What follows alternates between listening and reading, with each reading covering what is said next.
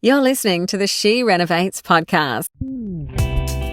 You're listening to She Renovates, the podcast for women who want to renovate to create an income and a life they love.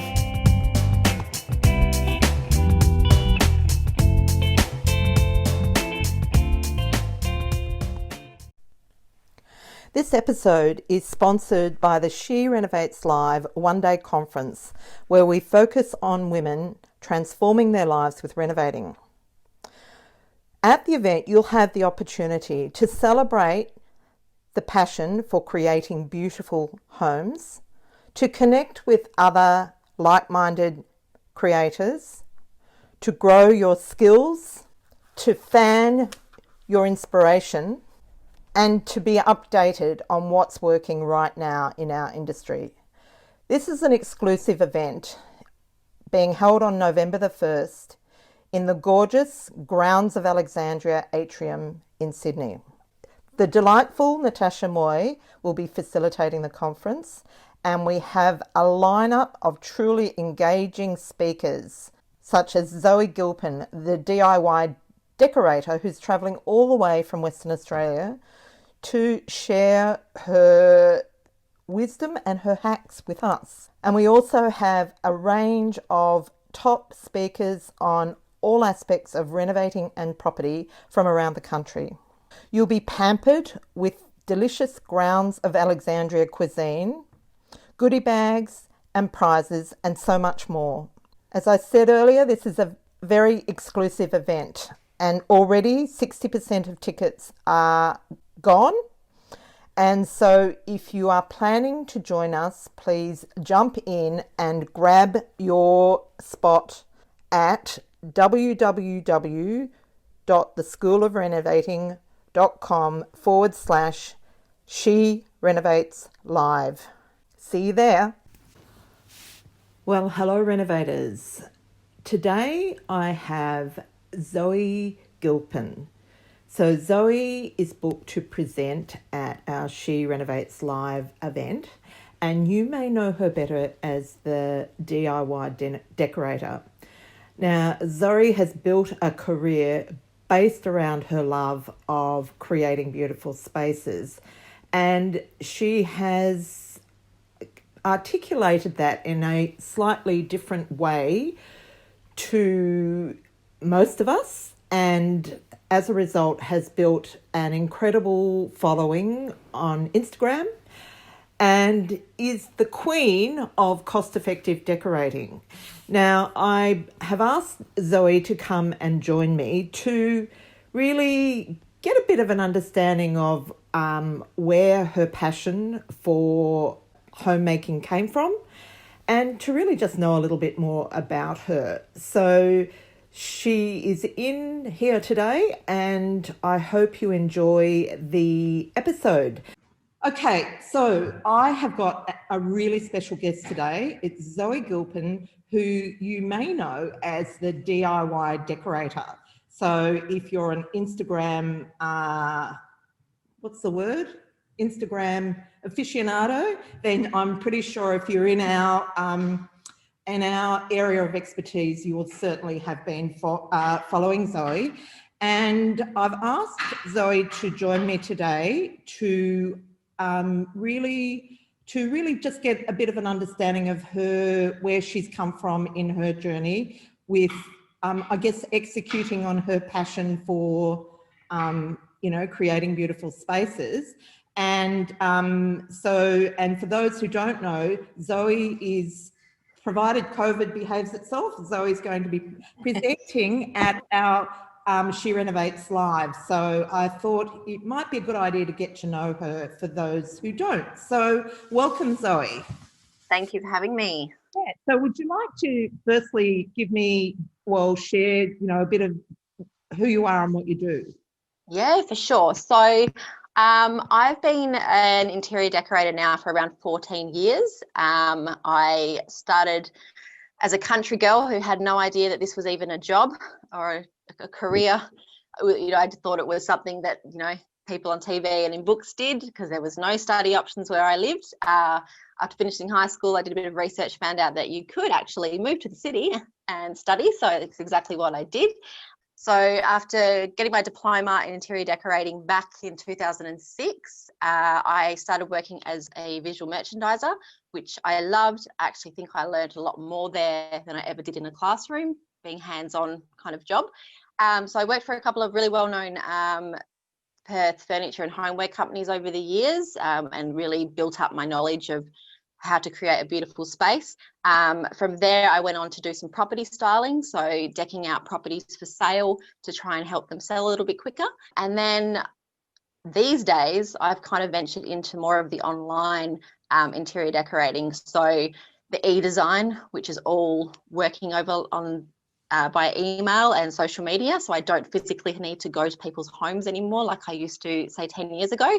So e-design is what I am predominantly doing these days. But as chance would have it, I decided to start an Instagram account 5 years ago with no means more than sharing what I like to do with my family and friends when I had a newborn son. And it's turned into this big kind of community for people who, like me, love decorating but have budgets, like to do things themselves. And yeah, it's kind of grown from there. So I've really done a lot over the year. Never thought I'd end up doing something like I'm doing now, but it's where I'm supposed to be. I absolutely love it. And yeah, it's amazing. Okay, so thank you for that. The thing I love about your account, I don't really spend a lot of time on Instagram, but you did catch my attention because I guess for us, when we're selling a property, I like to do my own styling, and I'm not going to spend, $2,000 on a chair for a property that I'm going to sell. And so you do all the research for us, and that's, yeah. And so, yeah, and that's just something I've personally always been interested in. And so when I started the DIY decorator, I just was sharing what I loved for me, and then quickly learned that that's what other people liked as well. And I think you go back a few years ago and interior decorating was thought of more as an expensive thing that only people with money could do. You can only use an interior decorator designer if you had the money to do so. When I kind of started building the DIY decorator, I found that there was this whole niche for everyday people with everyday budgets looking to make their homes look beautiful without spending all that money. So that's kind of, my account kind of grew into this, but it's always something I've loved. I've always loved, maybe it's the country girl in me. I've always loved affordable decorating, because when you live in the country, you don't have all the shops and you've got to make do. So you DIY and you do the budget stuff, which is where my heart is. I love designer. I love expensive stuff as well, but my heart is with affordable decorating, and I've found a whole lot of other people that love that just as much as I do.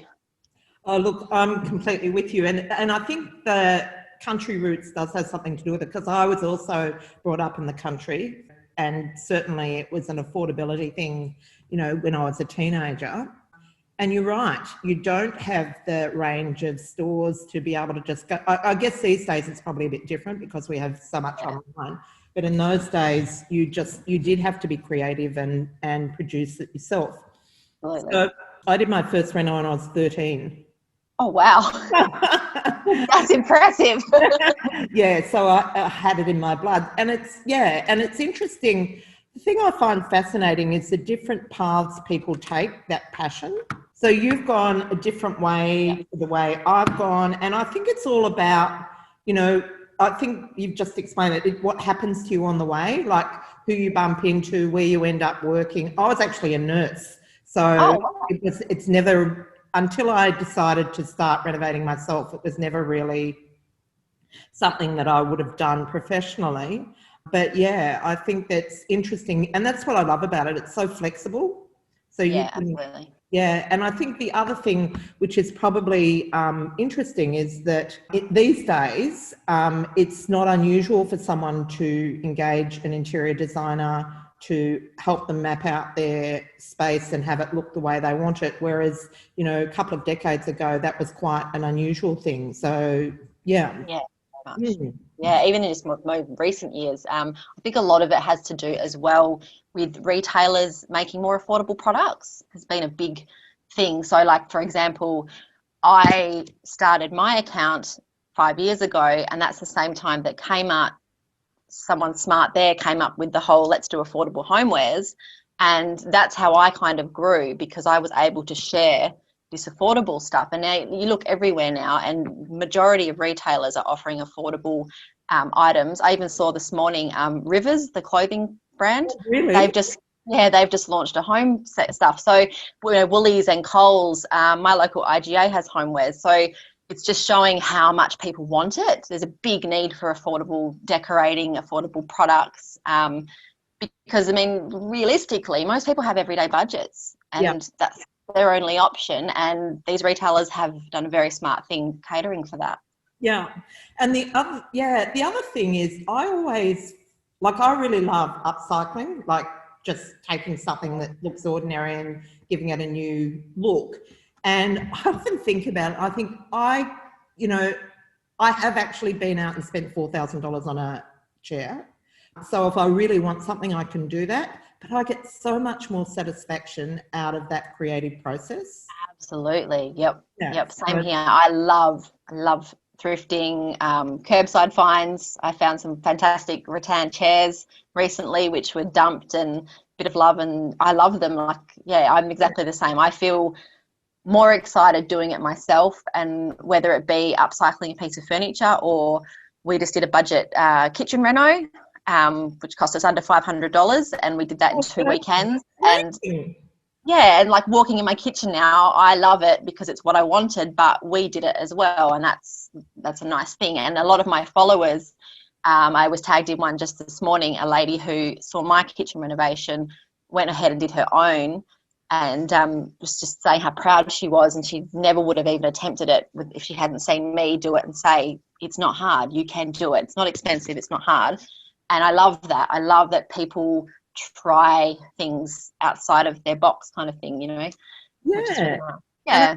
I think also for women, it's a good thing to, because I think most women undersell themselves.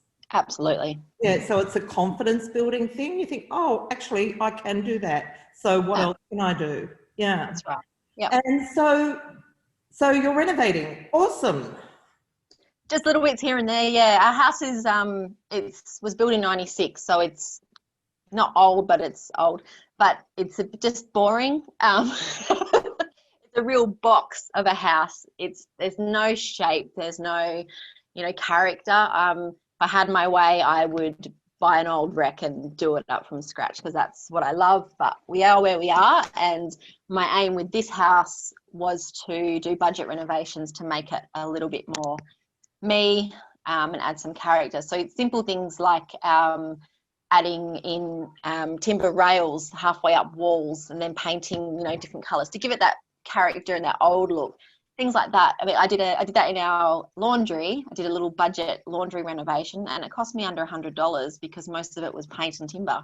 So yeah, and it looks a lot more interesting now, rather than with a box.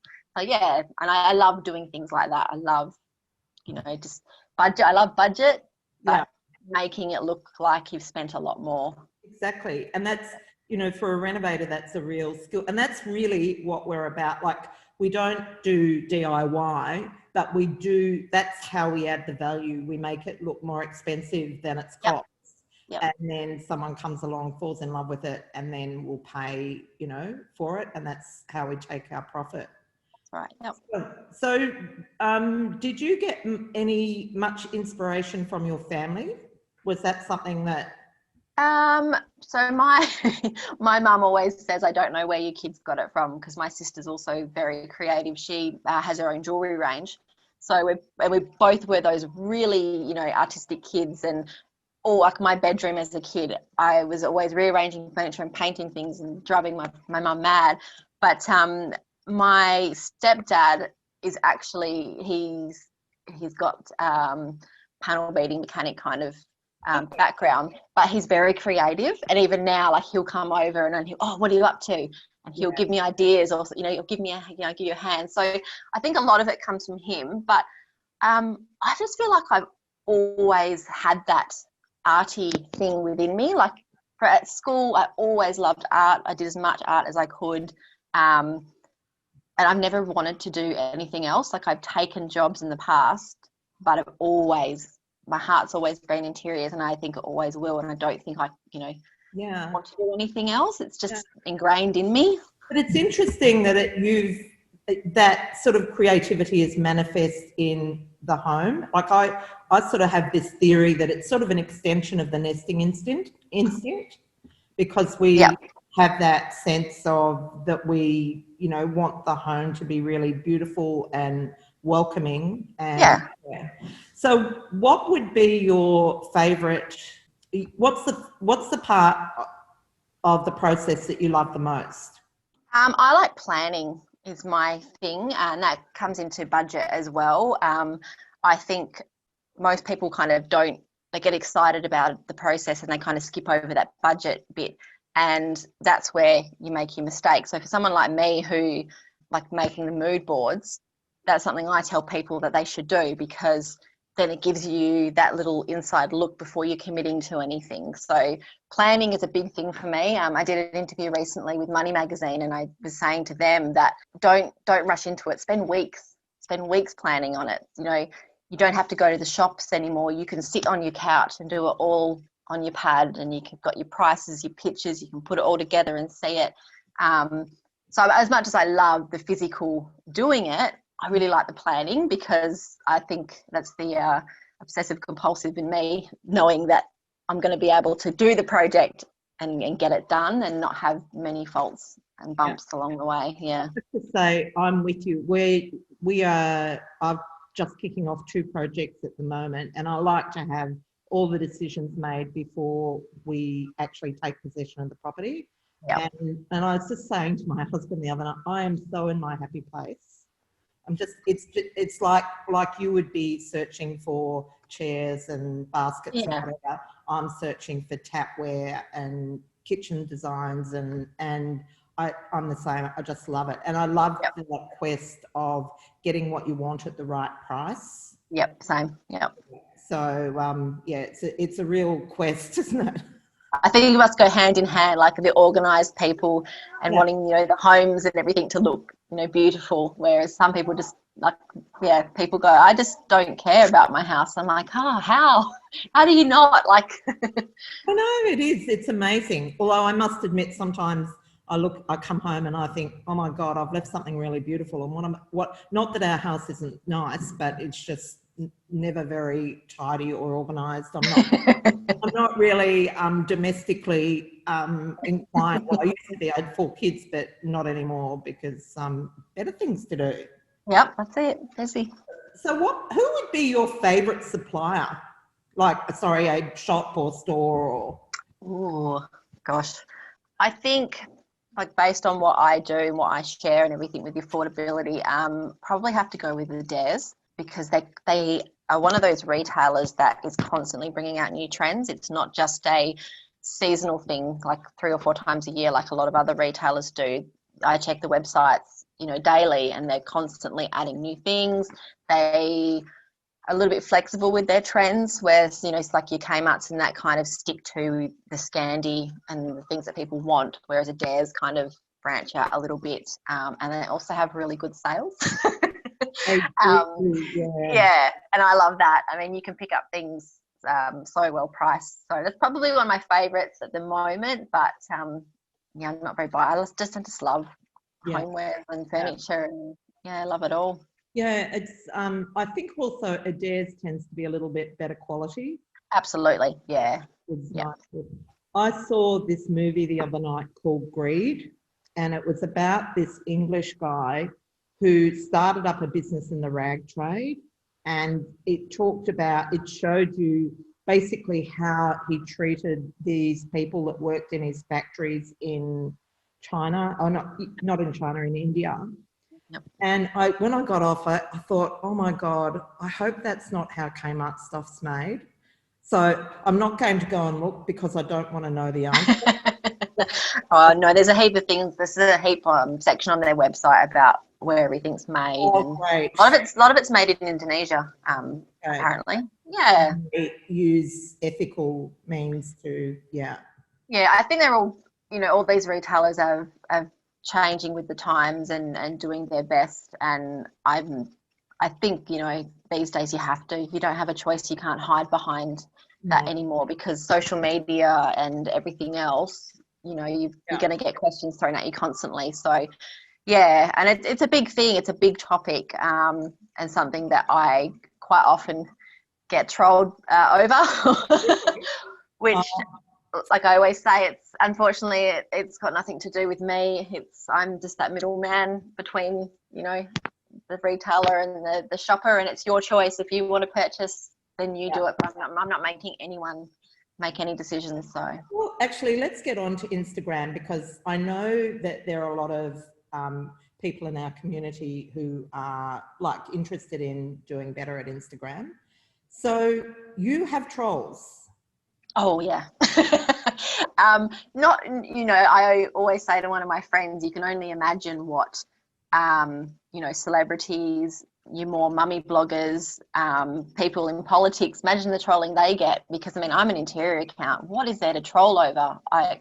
It's a big eye opener. But yeah, I've been trolled. Not you know, it's not like ruining my life or anything, but yeah, I'm the kind of person that will talk about it, and that has stopped it quite somewhat, because it was getting to the point where people were trolling me over ridiculous things. So I speak up in my stories, and I just say it's not on. I don't accept bullying, and it has slowed down a lot. But it's always silly things that I get trolled over too. Nothing really important.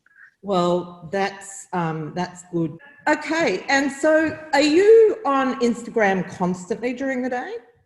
I usually spend 20 minutes in the morning dedicated to answering messages, and then again in the afternoon, and then during the day it just depends on what I'm doing. So today I'm actually doing some DIY, so I've been sitting and doing that, and I have been checking it a little bit more while my glue dries. But just varies day to day. I do make more of an effort not to be on there as much anymore, because you can find yourself spending way too much time on it. So yeah, I mean, it's hard, because if I don't spend enough time on it, my messages build up and I can't catch up, and yeah, so. And so are you actively growing it, or is it just all been organic? It's all organic. Yeah, so I started 5 years ago, and is just share what I love, and it's just grown from there. Yeah, there's a lot of people that do the wrong thing, and they buy and they do all this other stuff to grow their numbers, but I'm not, really don't believe in that. I think it's a waste of money, and it's just not genuine. And I think my success in the DIY Decorator is me being genuine. I am who I am, and I'm simply sharing what I love. I don't pretend to be anyone else. I give honest reviews, and just try and be a nice person. And I think it's got a lot to do behind why I have grown to where I am, and I'm very, very thankful for that. Beautiful.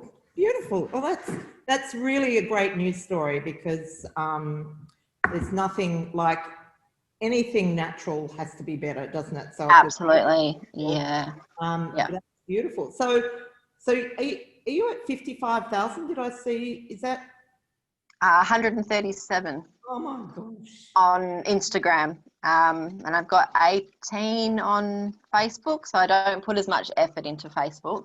Simply, Instagram's got all the features, like your stories and everything like that. So, yeah, but it's just, happens how it happens. But yeah, it's pretty amazing. I've grown quite a lot this year. I've had some really good features, worked with some really good brands this year. So yeah, the opportunities definitely help grow as well. Beautiful. Well, I think we are done. So yes, until we see you in November. Yes. I guess that's what we've got to look forward to next. And of course, I'll touch base with you before then. But thanks for coming on. I think it's given us good insight into who is the DIY decorator. And yeah, thank you. Take care. Wonderful. You too. Thank you. Okay, I hope you enjoyed that. So if you are not already a member, I want to let you know that we have a free membership for podcast listeners called the Reno Library, And in it, you will access all the show notes and resources from every episode we have ever published. So we're getting quite close to the century. So there's quite a lot of resources in there. So if you're not already a member, please go over to our website, follow the link from this episode, and join up to the renovation library. See you next week. This is the She Renovates podcast. To discover how to harness the power of renovating, check out theschoolofrenovating.com.